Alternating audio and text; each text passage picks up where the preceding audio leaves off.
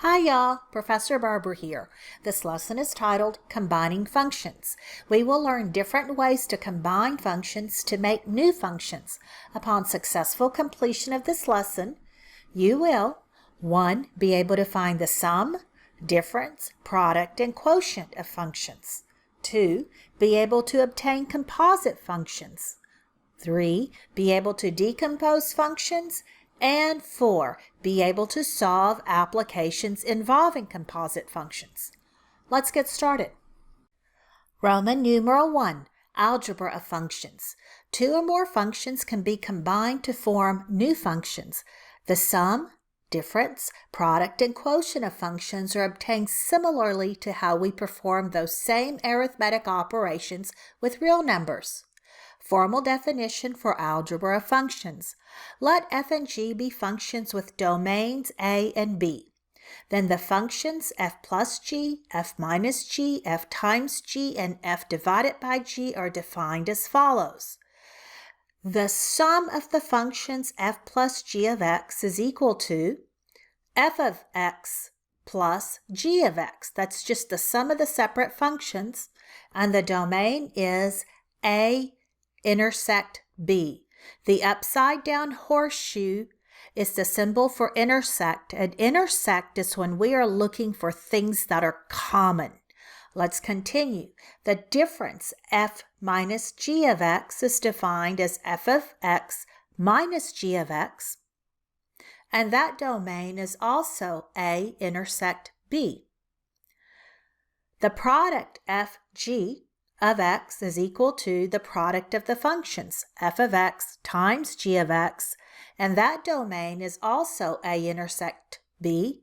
And finally, the quotient f divided by g of x, that is the functions f of x divided by g of x, and that domain is also a intersect b, but we have to eliminate elements that could give you a 0 in the denominator. So g of x cannot equal 0. Let f of x equal 1 over x minus 2 and g of x equal the square root of x. Part A, find the functions f plus g, f minus g, f times g, and f divided by g and their respective domains. Let's start with f plus g. F plus g of x is defined as the sum of the function f of x added to the function g of x. So, f of x is given as 1 over x minus 2, and we want to add to it the square root of x. If you wanted to give it a common denominator and combine it, then you could write this as 1 over x minus 2 plus the square root of x, and then x minus 2 times over x minus 2, which is a factor of 1. Combine the terms and you would have 1 plus distributing the square root of x to each of x and negative 2, x times the square root of x minus 2 times the square root of x, all divided by x minus 2.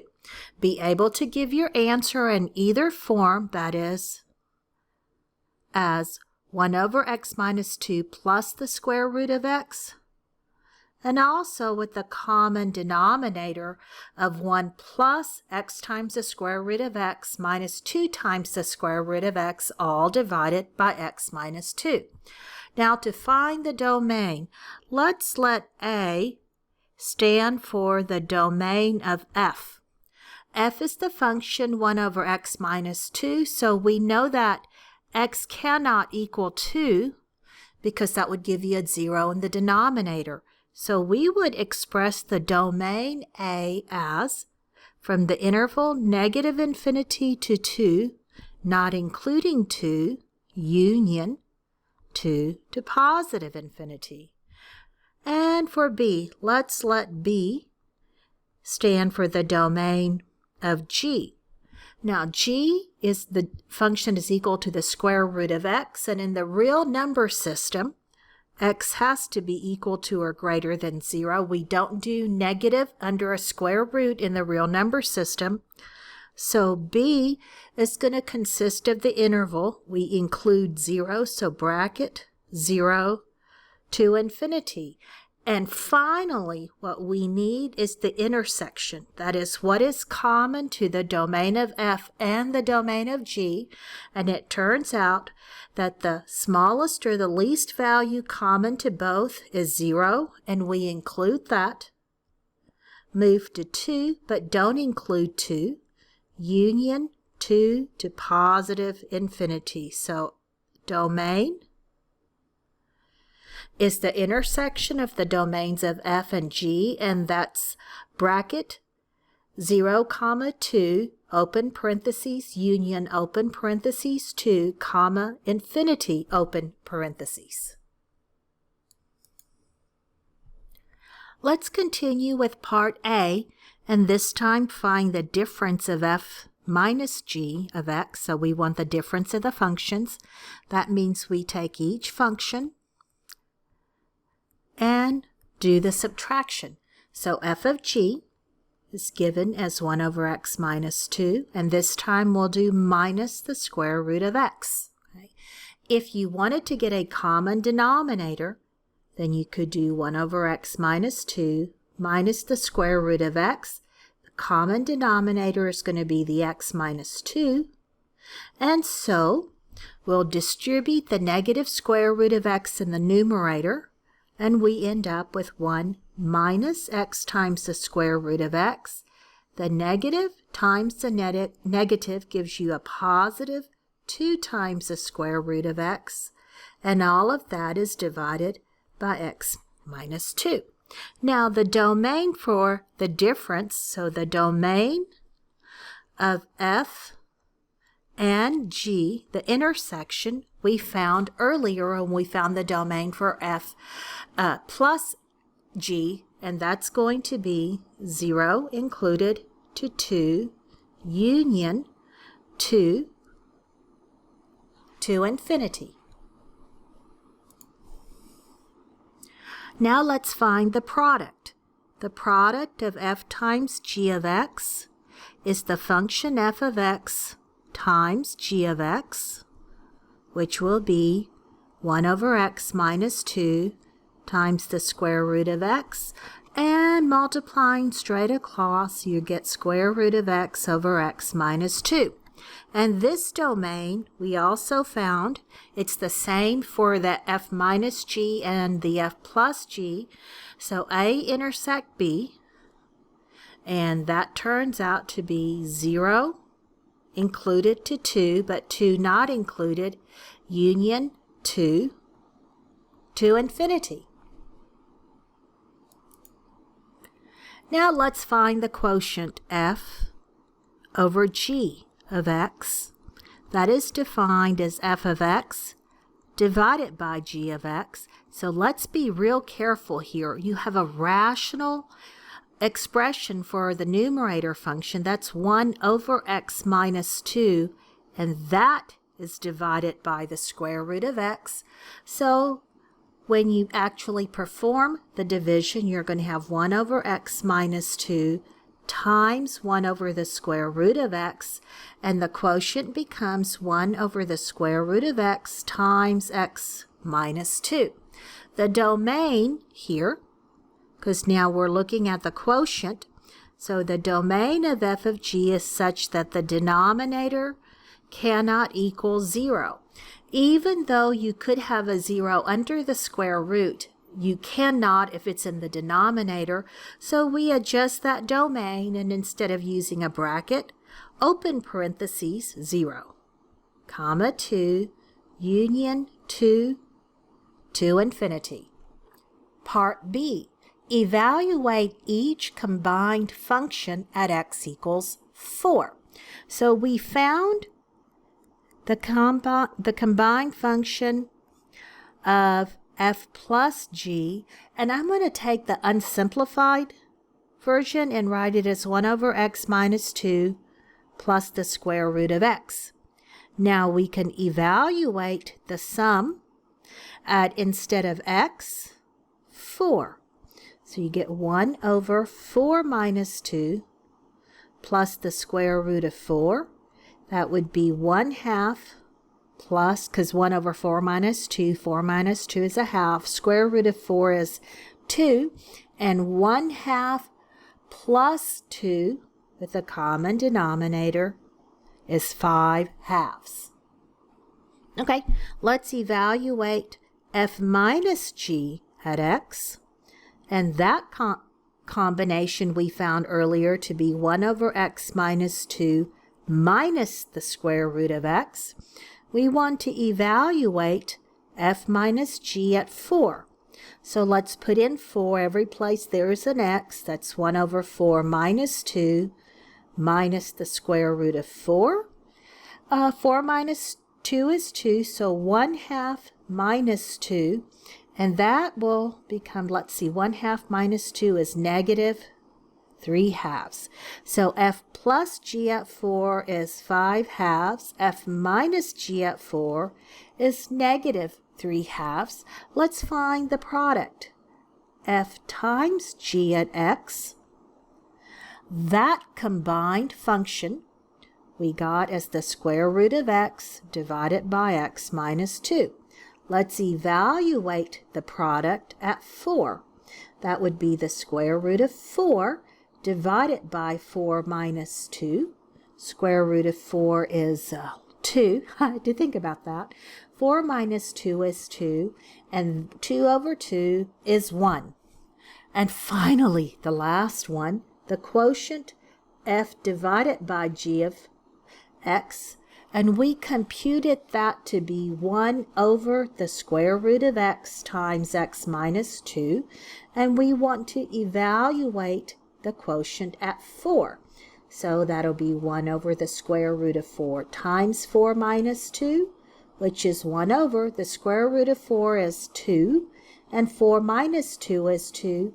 So the quotient evaluated at 4 is 1/4. Ta-da! Adding graphs. The graph of the function f plus g can be obtained from the graphs of f and g by graphical addition.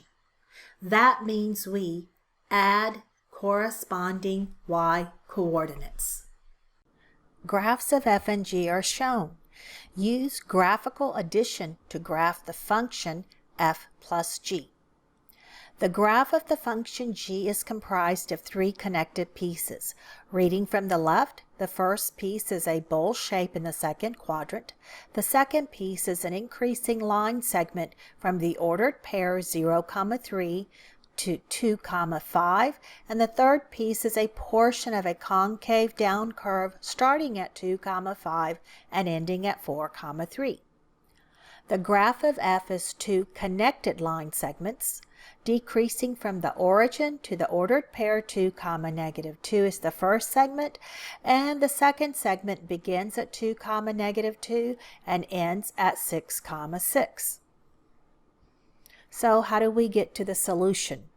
We can only add f and g where they both exist. So the domain or set of x values common to both f and g, as shown on this graph, is from 0 to 4 with the endpoints included. I'll select x values in that domain. So let's look at x equals 0. The y value of the g function is 3, and the y value of the f function is 0. The sum of 0 and 3 is 3, so the sum gives us the ordered pair 0, 3. Let's plot that point. At x equals 1, the y value of the g function is 4, and the y value of the f function is -1. The sum of 4 and -1 is 3, so the corresponding point is the ordered pair 1, 3. Let's plot that point. At x equals 2, the y value of the g function is 5, and the f function value is -2, the sum of which is, let's see, 5 minus 2 would be positive 3, and so the ordered pair would be 2, 3. Let's plot that point. At x equals 3, the y value of the g function is, looks like about 4.7, and the f function value is 0. So the sum is 4.7. I'll plot 3, 4.7. And finally, at x equals 4, the y value of the g function is 3, and the f function value is 2. The sum of 3 and 2 is 5, so the point is 4, 5. Let's plot that point. And for the graph of the sum, let's connect the points of f plus g.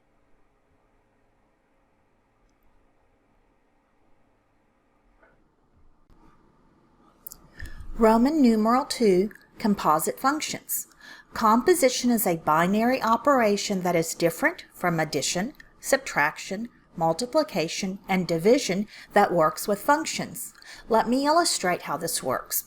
Suppose a rock is dropped into a still body of water, creating a circular ripple that travels outward at a rate of 50 centimeters per second.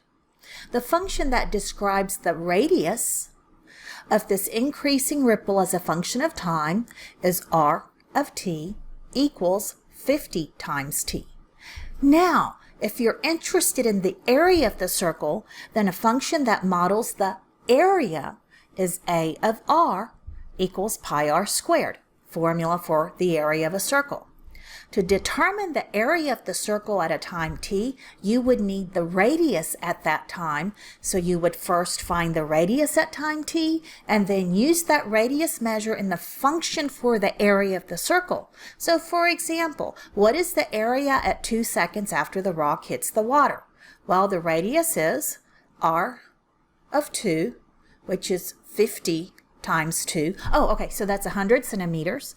Then in the area formula, we replace the variable for the radius with the 100 centimeters. So the area, A, of 100 is equal to pi times 100 squared, and that's equal to 100 squared is 10,000. We'll just write pi. We're going to multiply it, 10,000 pi centimeters per second squared. With the operation of function composition, you can combine this two-step procedure into one evaluation. That is, find the area at time t directly. Here's how we do it.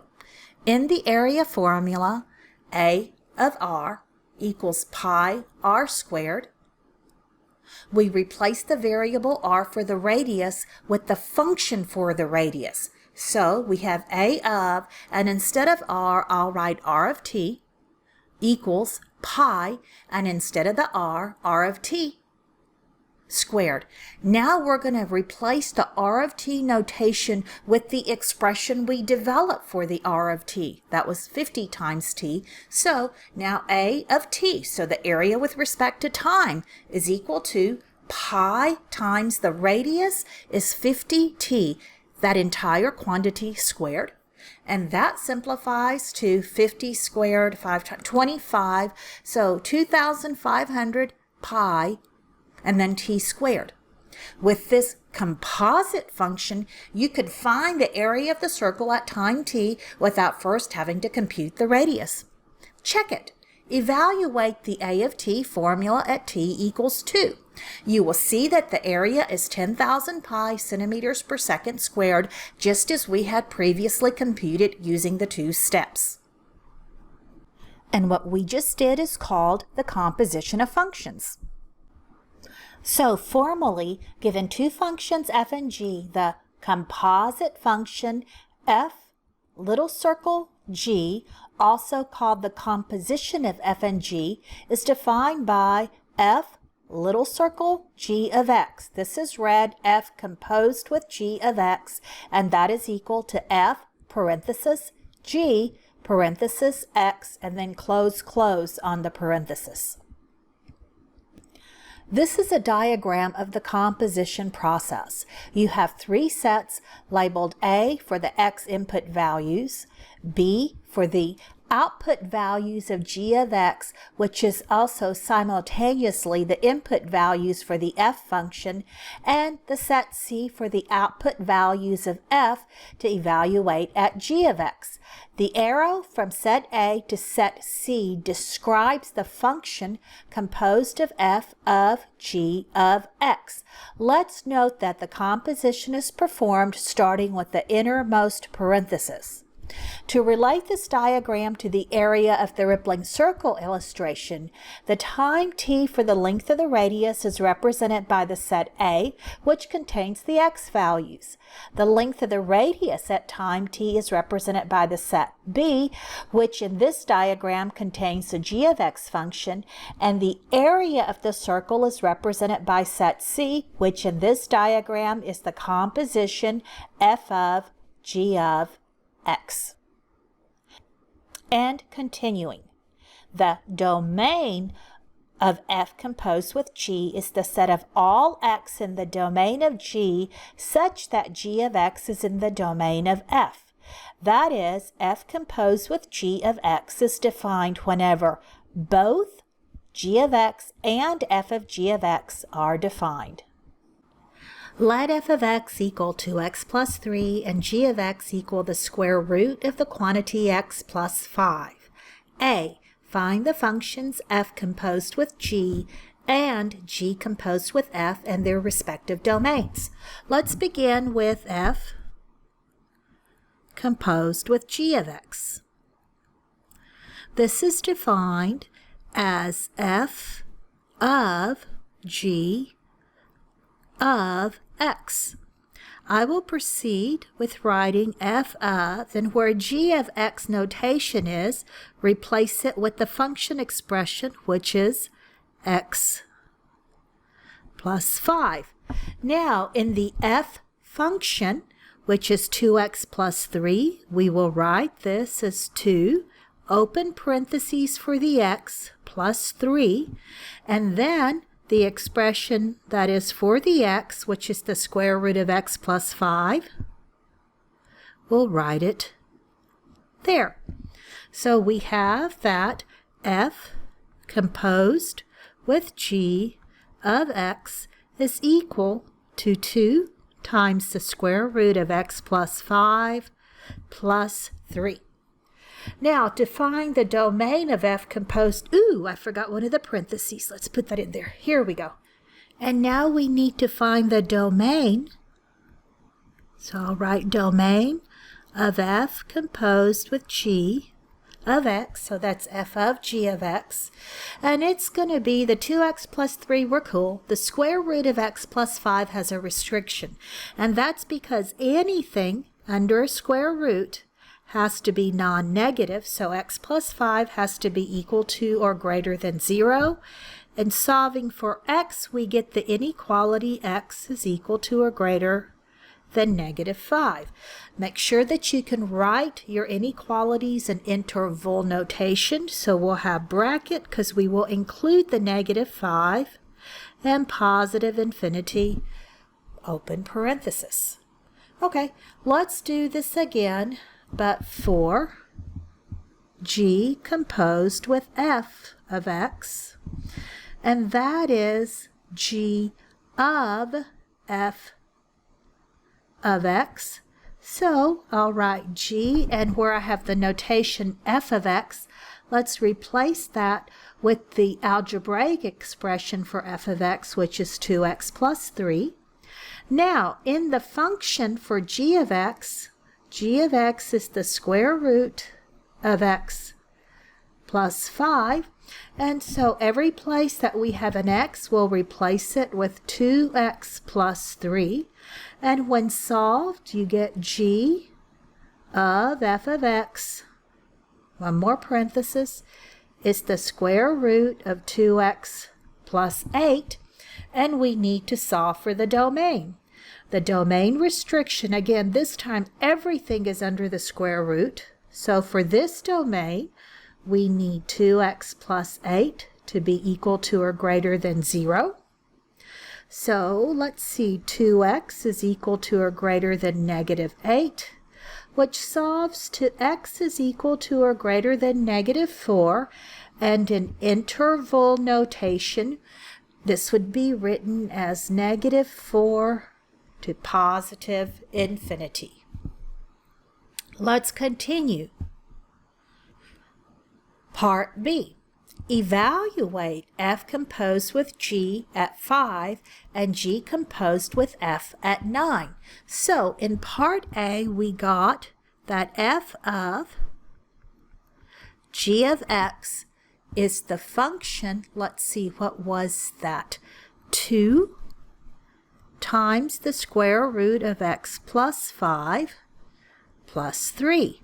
Now we need to evaluate this composition at 5, so we put in a 5 every place there's an x. So you got 2 times the square root of 5 plus 5, and then plus 3, which is 2 times the square root of 10 plus 3. And let's see, we are asked to now also find g of f of x, and we found that composition to be the square root of 2x plus 8. So if we want to compute g of f at 9, that'll be the square root of 2 times, putting in a 9 every place there's an x, so 2 times 9 plus 8.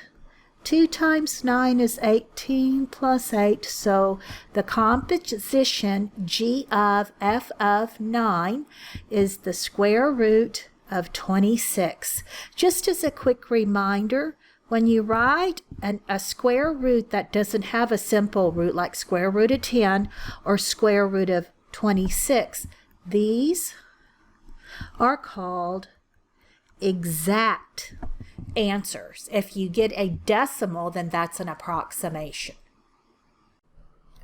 Given the following functions, find functions f and g such that cap f is equal to the composition of little f and little g, and neither little f nor little g is equal to x. Part A. Cap f of x is equal to the square root of the quantity x squared minus 3x minus 10. The goal here is we need to find f composed with g of x. This is defined as f of g of x. By the layering of the parentheses, we see that g of x is the inside function, and so for the function f of x equals the square root of, whatever follows after of is the inside function, so g of x here will be x squared minus 3x minus 10. Now we have to figure out what f of x is, and this is the outermost function, and the outermost function is the square root of x. So let's check. Let's see what happens if we find, let's see, f composed with g of x. This would be the f of, and then x squared minus 3x minus 10 for the g of x. And evaluating in the square root, f of x is the square root of x, so we've got square root of, and for every place there's an x, we replace it with x squared minus 3x minus 10, and it checks. Our composition worked. We let g of x equal x squared minus 3x minus 10, and f of x equal the square root of x. Now let's look at b. b is capital F of x is equal to 2 divided by the quantity 2x minus 7 plus the quantity 2x minus 7 cubed minus 2. Again, we are looking to separate or decompose these functions. So f composed with g of x is equal to the f of g of x. We need to determine the inside function. In this case, we observe that 2x minus 7 occurs 2 separate times within the outside function. So let's see what happens if we let g of x equal 2x minus 7. Then what remains for f of x would be 2 divided by, and every place there's a 2x minus 7, we'll replace it with x. Notice we're kind of doing this backwards. So 2 over x plus, and then the quantity 2x minus 7, we replace it with x cubed minus 2. Let's check. Make sure that our decomposition was correct. So f of g of x, that would mean the f of 2x minus 7. And so we would have, looking at the f function, 2 over, where there's an x, we replace it with 2x minus 7, plus where there's an x, so x cubed, we replace with 2x minus 7, minus 2. We got the original function, so g of x equals 2x minus 7, and f of x equals 2 divided by x plus x cubed minus 3.